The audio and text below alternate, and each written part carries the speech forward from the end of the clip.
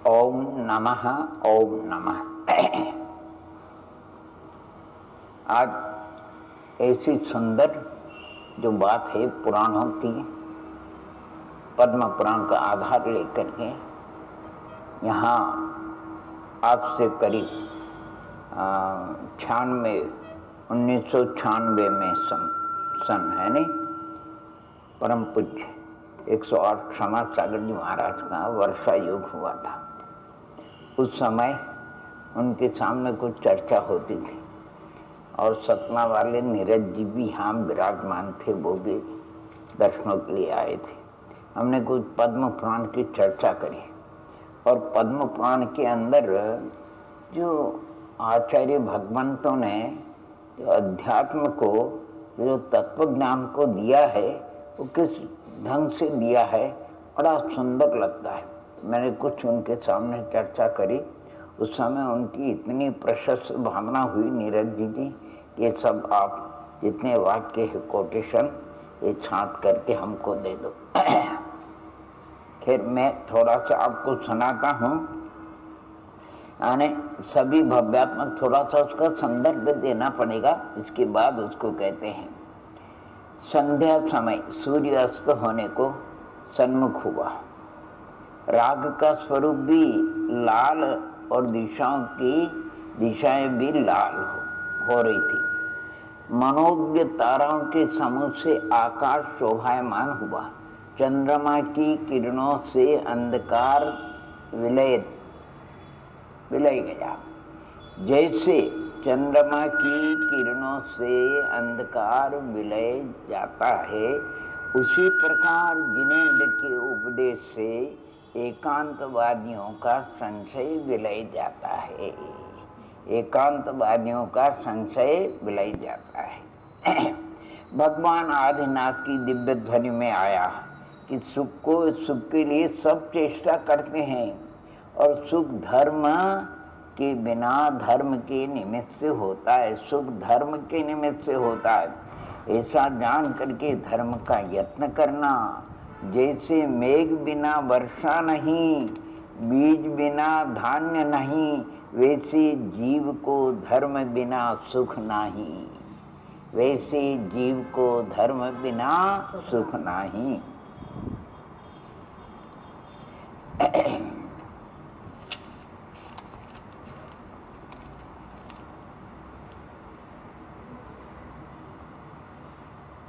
विजय सिंह भी पधारे। ये थोड़ा प्रसंग है, दो शब्द उसको बता देते हैं। और सारे विद्याधरों का उल्लंघन करके राजकुमारी श्रीमाला की दृष्टि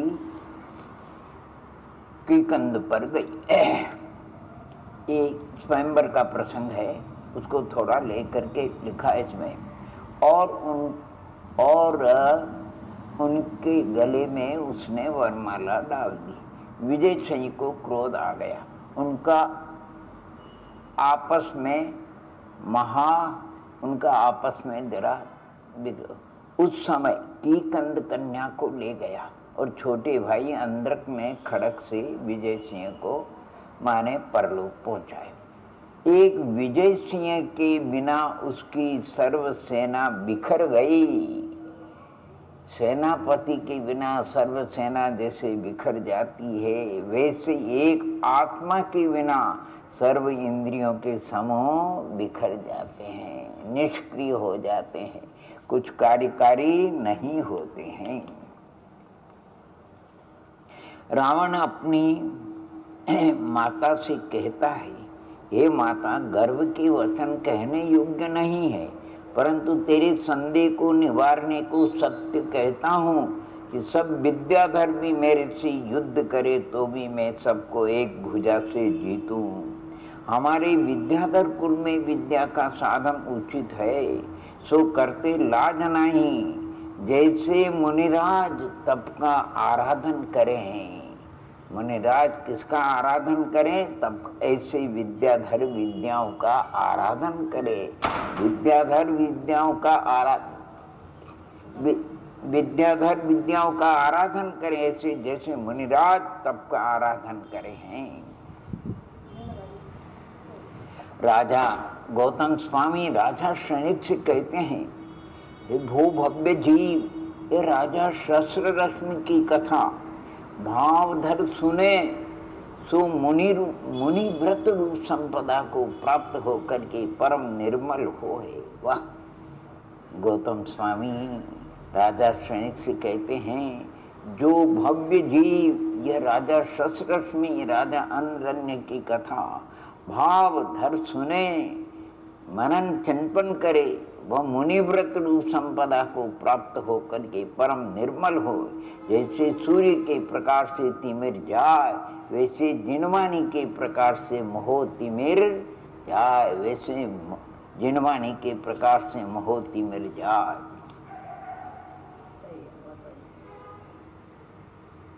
जब युद्ध का प्रसंग था, युद्ध के समय देवोपनीत बाणों से युद्ध होता है, रावण की सेना में किसी को कुछ सूझे नहीं, तब रावण ने प्रभास बाण अर्थात प्रकाश बाण चलाया, उसी क्षण मात्र में सकल अंधकार विलीन हो गया। इंद्र और रावण का जब युद्ध चल रहा था नहीं, उस भयंकर युद्ध में इंद्र ने रावण पर तामस बाण चलाया, जिससे दशों दिशाओं में अंधकार छा गया। रावण की सेना में किसी को कुछ सूझे नहीं, तब रावण ने प्रभास बाण अर्थात प्रकाश बाण चलाया, उससे क्षण मात्र में सकल अंधकार विलीन हो गया। जैसे जिन शासन के प्रभाव से मिथ्या मार्ग विलय जाता है, जैसे जिन शासन के प्रभाव से मिथ्या मार्ग विलय जाता है। अध्यात्म को लेना अपने को पुराणों में से।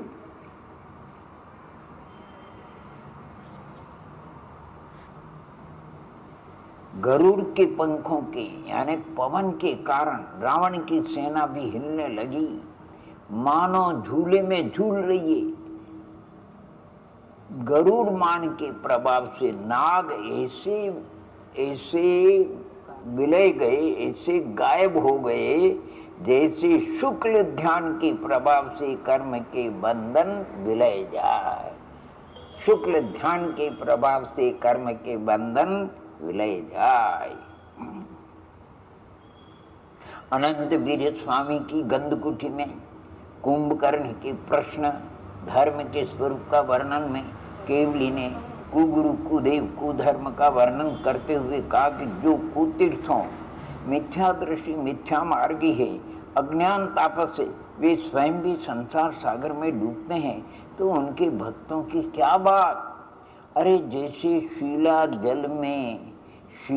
जल में तैरने को समर्थ नहीं, वैसे परिग्रह के धारी कुदृष्टि शरणागत को तारने में समर्थ नहीं।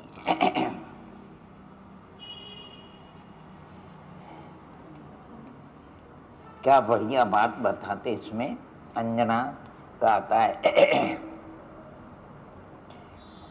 अंजना ने पूर्व भाव में अभिवेक से अपने दूसरी रानी जो थी, जिससे उसको ईर्ष्या भाव था, तो वो आराधन करती थी वीतराग प्रभु का। उसने थोड़े समय के लिए माने वीतराग प्रतिमा को अलग कर लिया, छिपा दिया। जिनेन्द्र देव की मूर्ति को मंदिर से बाहर निकाली और अभिनय किया था। जीवों के शुभ अशुभ परिणामों से सुख दुख की उत्पत्ति होती है। जैसे अग्नि के सेवन से शीत का निवारण होता है, अग्नि के सेवन से शीत का निवारण होता है और खान पान से क्षुधा तृष्णा मिटती है, वैसे जिनराज के अर्चन से स्वयं ही सुख होता है और अविनय से दुख होता है। क्या बढ़िया। जैसे अग्नि के सेवन से शीत का निवारण होता है और खान पान से क्षुधा का निवारण होता है, वैसे जिनराज के अर्चन पूजा अर्चन से स्वयं सुख होता है और अविनय से दुख होता है। पवन जय जब युद्ध से वापस नगर को आए और सब परिजनों से मिलकर के अंजना के महल में गए, उसे वहां ना पा करके दुखी होते हैं। अंजना का महल, अंजना के बिना ऐसा भाषा, ऐसा लगा पवनजय को जैसे जीव रहित सुंदर शरीर न लगे। जीव रहित शरीर की शोभा नहीं, ऐसे अंजना के बिना उस महल की शोभा नहीं।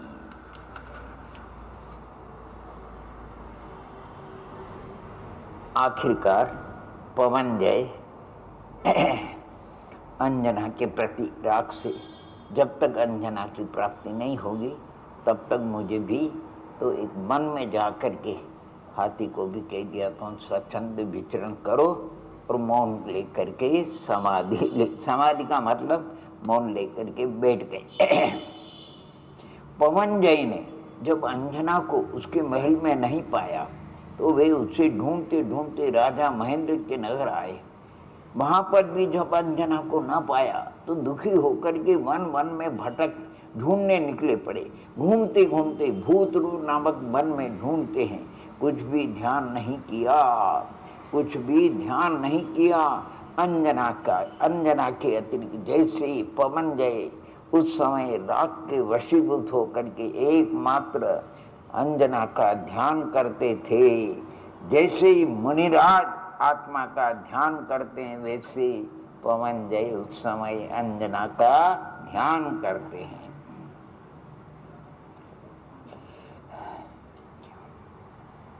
अंजना के विरह में पवनजय को उनके समीप क्या हो रहा है उसका भी उन्हें ध्यान नहीं, और लकड़ी के समान बैठे हैं, काष्ठ के समान, मानो मौन ध्यान कर रखा है। आसपास के लोग उनका उपचार भी करते रहे पर वे किसी से भी बात नहीं कर रहे हैं। कैसे?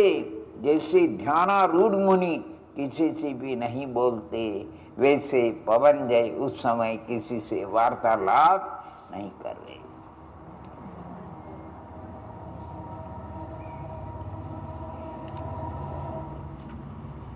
क्या बढ़िया लिखा। वरुण का और जब ब्राह्मण का युद्ध हुआ, हनुमान जी ने वरुण की सेना को तितर बितर कर दिया। उसका प्रसंग इसमें दिया। हनुमान की सेना ने किसी को विद्यामयी लांगुल के पास से बांधा, किसी को मुकदर से घायल किया, वरुण की सेना को नष्ट किया। वरुण की सेना हनुमान से हार गई। जैसे जिन मार्गी के अनेकांत नय से मिथ्या दृष्टि हार जाते हैं, जिन मार्गी के अनेकांत नय से मिथ्या दृष्टि हार जाते हैं, वैसे हनुमान की सेना से वरुण की सेना हार गई। म्लेच्छों ने जनक का बख्तर तोड़ दिया। जनक बहुत खेद खिन्न हो गई। तब राम ने उनको धैर्य बंधाया। जैसे संसारी जीव कर्म के उदय से दुखी होता है, सो धर्म के प्रभाव से वह दुख से छूट करके सुखी हो जाता है, वैसे जनक राम के प्रभाव से सुखी हुए। आहा, जैसे संसारी जीव कर्म के उदय से दुखी होता है, सो धर्म के प्रभाव से वह दुख से छुटकारा यानी छूट करके सुखी हो जाता है, वैसे जनक राम के प्रभाव से सुखी हुए। महापुण्याधिकारी राम, उन्होंने एक निमेष में म्लेच्छों का निराकरण किया।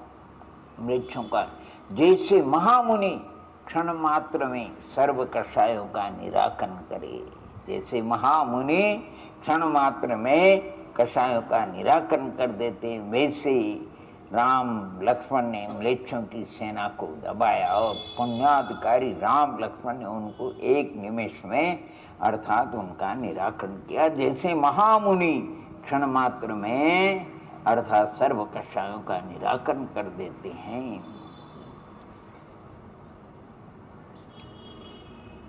देवो पुण्य धनुष होता है, तो देवो अनेक राजा जिनका पुण्य अल्प था, धनुष के लिए धनुष की ओर जाते तो आग उगलता है, ऐसा झंझा बहुत चलता है, उड़े उड़े फिरते हैं, आंखें माने बंद हो जाती है, त्रस्त हो जाते हैं। धनुष के पास पहुंचना भी बड़ा कठिन होता है। कोई पुण्याधिकारी होता है वही ऐसे देवपुरी धनुष के पास पहुंच सकते हैं। तो उस समय में जैसे देवपुण्य रत्न हुए राम के जाने से वो देवपुण्य धनुष इतना सौम्य हो जाता है, इतना सौम्य हो जाता है, जैसे गुरु के निकट विनयवान शिष्य सौम्य हो जाता है।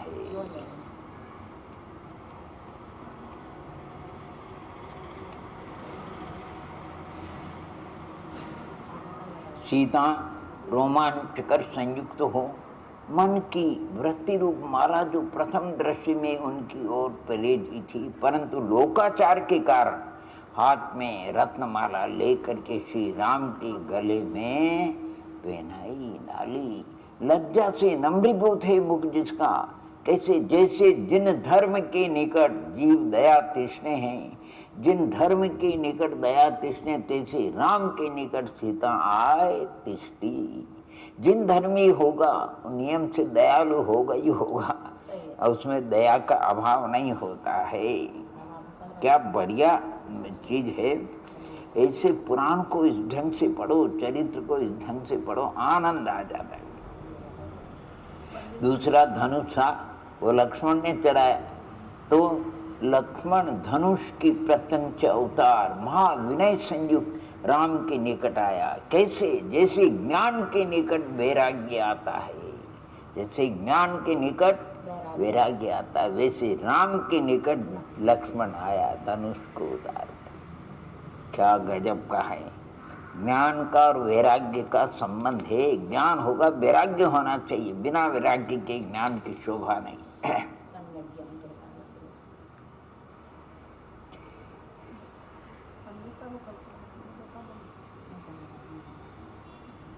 क्या जब सूर्योदय होता है, रात्रि के अंदर जो नक्षत्र तारा वगैरह वो सूर्य के प्रकाश में दिखाई नहीं देते, यानी छिप जाते। सूर्य की प्रभा इतनी तेज होती कि नक्षत्र आदि वगैरह वो अभी भी है, लेकिन आपको हमको दिखाई नहीं देते हैं। दीपक की ज्योति और चंद्रमा की प्रभा भी मंद हो जाती है। सूर्य की किरण से ग्रह तारा नक्षत्र सब छिप गए, अर्थात अदृश्य हो गए देखने में। जैसे जिन सिद्धांत के ज्ञानियों के वचन से मिथ्यात्वादी विलय जाते हैं, वैसे सब तारा मंडल विलय गए, छिप गए। आहा, जिन सिद्धांत के ज्ञानियों के वचन से मिथ्यात्वादी यानी मिथ्यावादी विलय जाते हैं, वैसे ही सूर्य के प्रकाश से तारामंडल विलय गया, छिप गया।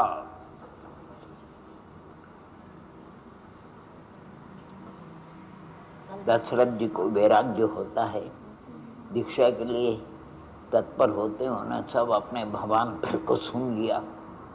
उस समय सब परिवार वगैरह के लोग कहते हैं भैया जिन दीक्षा लेते हुए मुझे अंतराय मत करो, ऐसा दशरथ जी कहते हैं। मंत्री सेनापति ने उन्हें समझाया और मना किया, तो राजा दशरथ ने कहा तुम मोह से प्रेरित होकर के कुछ भी व्यर्था मत कहो। संसार समुद्र से निर्माण बीत जाते अंतराय मत करो। संसार समुद्र से क्या कहते हैं, निर्वाण दीप जाते अंतराय मत करो। जैसे सूर्य के उदय होते अंधकार न रहे, अंधकार न रहे, तैसे सम्यक ज्ञान के होते संशय तिमिर न रहे, संशय तिमिर। सम्यक ज्ञान का जिस उदय हो जाता उसको संशय तिमिर अंधकार कभी भी नहीं रहता है। आप कल बता देना ये वाला, अब दूसरा विषय ले, अब बाकी कल बता देना। ओम नमः ओम।